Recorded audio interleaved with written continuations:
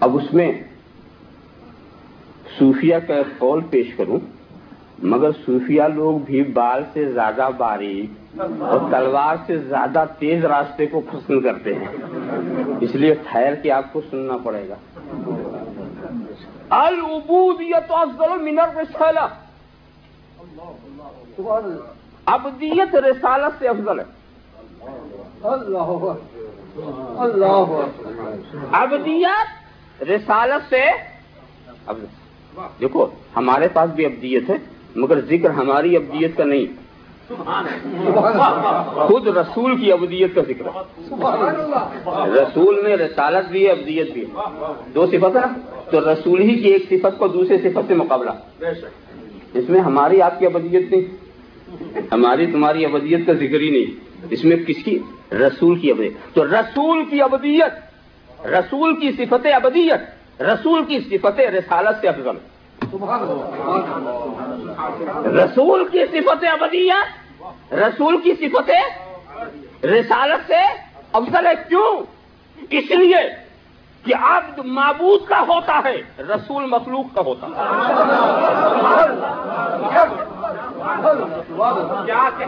ابدیت کا رخ ادھر ہے، رسالت کا رخ ادھر ہے۔ ابدیت وصال چاہتی ہے، رسالت جدائی چاہتی ہے۔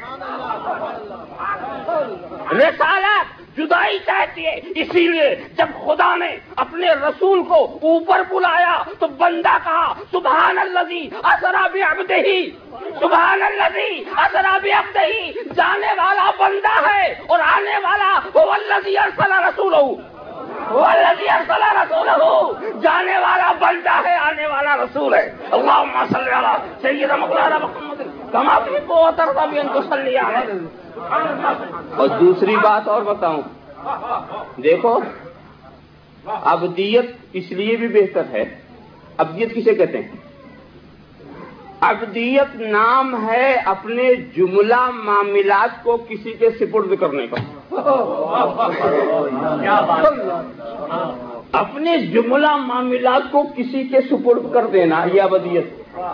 اور رسالت نام ہے دوسرے کی ذمہ داری لے لینا، رسالت نام ہے دوسرے کی ذمہ داری لے لینا۔ ذرا صاحب خیال کریں، تو رسول کی صفت ابدیت، رسول کی صفت رسالت سے افضل۔ جب اس بات کو سمجھیں تو کوئی دعویٰ کر سکتا ہے کہ وہ رسول کی صفت رسالت جیسا ہو گیا؟ نہیں ہوا۔ تو جب خود رسول کی صفت رسالت کی طرح کوئی نہیں ہو سکتا، جب رسول کی صفت رسالت تک تم نہیں پہنچ سکتے تو اس ابدیت تک کیسے پہنچو گے جو اس رسالت کا افضل ہے؟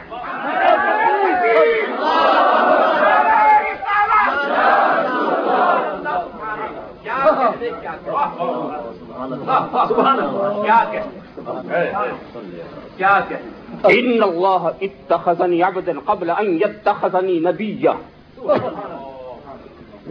خدا نے مجھے نبی بنانے سے پہلے بندہ بنایا، سمجھا؟ تو پہلے نبی کیا تھے؟ بندہ، پھر نبی، کنت نبی وآدم بین الروح والجسد، سمجھا؟ پھر کیا ہوئے؟ نبی۔ تو پہلے عبد، پھر نبی، پھر بشر، پھر رسول۔ ترتیب یاد رکھیے گا، پہلے عبد، پھر نبی، پھر بشر، پھر رسول۔ 40 سال کے بعد یہ نبی کی رسالت ہے، نبوت نہیں ہے۔ 40 سال کے بعد جو آپ دیکھ رہے ہیں یہ نبی کی رسالت ہے، نبوت تو حضرت آدم سے پہلے کی، نبوت حضرت آدم سے پہلے کی، صفت بشریت سے پہلے ہی نبی، صفت بشریت سے پہلے ہی نبی۔ تو اس سے کیا اندازہ ہوا کہ نبی کے لیے بشر ہونا ضروری نہیں۔ اگر صفت نبوت سے متصف ہونے کے لیے بشر ہونا ضروری ہو تو ابو البشر سے پہلے کسی نبی کا تصور کیسے؟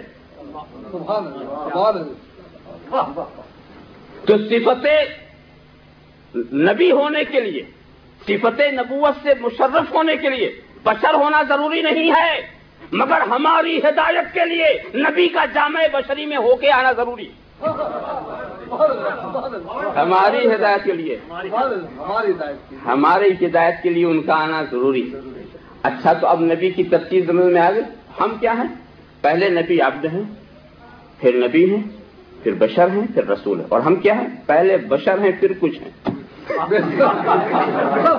ہمارا معاملہ ایسا، پہلے بشر ہیں، پھر مولوی، پہلے بشر پھر ڈاکٹر، پہلے بشر پھر پروفیسر، پہلے بشر پھر انجینئر، پہلے بشر پھر قاری۔ تو ہم جو کچھ ہیں پہلے بشر ہیں، پھر اور نبی کا پہلے آپ، پھر نبی، پھر بشر، پھر رسول۔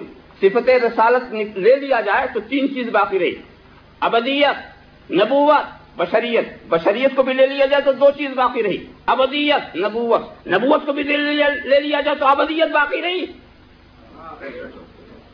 نبی فنا نہیں ہوئے، اور اگر ہم سے بشریت لے لی جائے تو کیا باقی؟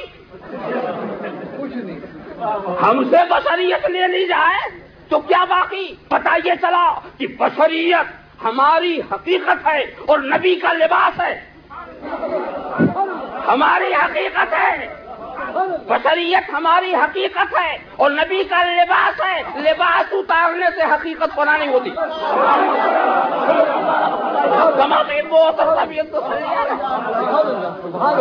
ذرا صاف خیال کرتے چلے جائیں۔ اسی لیے حضور نے کہا کہ پوچھا گیا متى وجبت لك النبوة، اے محبوب آپ کو نبوت کب واجب ہو گئی، لازم ہو گئی؟ تو حضور کہتے وآدم بین الروح والجسد، ترمذی شریف کی حدیث، آدم روح و جسد کی منزلوں میں تھے، یعنی بھی وہ پیدا بھی نہیں ہوئے تھے اور نبوت ہم پر لازم ہو گئی۔ اللہ، لازم، لازم کا مطلب سمجھتے ہو؟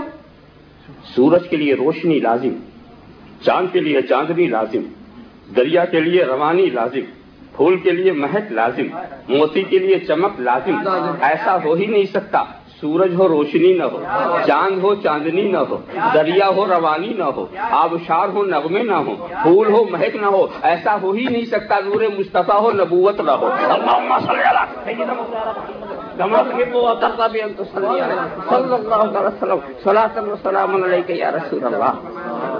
ذرا صاحب خیال کرتے چلے جائیں اور سمجھتے جائیں۔ تو وہی میں کہہ رہا ہوں کہ نہ ادھر سے ملا کے دیکھو، زینے کو زینے کی طرح رکھو، بیچ والے کو بیچ والا بنا کے رکھو۔ مل نہیں سکتا خدا ان کا وسیلہ چھوڑ کر، غیر ممکن ہے کہ چڑھیے چھت پہ زینا چھوڑ کر۔ تو نبی کی حال کا زینا، زینے کو جانتا کیا ہوگا؟ زینے کا حال یہ ہوتا ہے ایک ہاتھ زمین پر ہے، ایک ہاتھ چھت پر ہے۔ تو زینے کو چھت مت کہنا، یہ بھی غلطی، اور زینے کو زمین نہ کہنا، یہ بھی غلطی ہے۔ زینا نہ زمین ہوتا نہ چھت ہوتا ہے، نیچے والے کو سلامتی کے ساتھ پہنچاتا ہے اور اوپر والی چیز سلامتی کے ساتھ نیچے لاتا ہے۔ سلامتی ہو تو زینے کو اختیار کرو۔ میں سلامتی کا لفظ اس لیے بول رہا ہوں کہ کسی کو مرنے کا شوق ہو اور چھت سے چھلانگ لگا کے مر جائے تو زینے کا کیا قصور ہے؟ اللہم صلی علی سیدنا محمد کما تحب وترضى بأن تصلي عليه۔ سلامتی کے ساتھ اترنا ہے تو زینا، اور سلامتی کے ساتھ جانا ہے تو زینا۔ آپ خیال کرتے چلے جائیں تو بیچ والے کو بیچ میں رکھو، نہ ادھر سے ملاؤ۔ مگر ایک بات اور ہے، وہ اور اس کو اور میں یہ سمجھانے کے لیے مثال کے طور پر ہمارے ہاں طریقہ یہ ہے کہ ایک جگہ سے دوسری جگہ جب کوئی قیمتی کارڈ اور لفافہ بھیجنا تو کوئی خاص بات نہیں، مگر اگر آپ کوئی روپیہ بھیجنا چاہیں تو روپیہ ایسے نہیں بھیجتے، اس لیے کہ روپیہ ایک قیمتی چیز ہے۔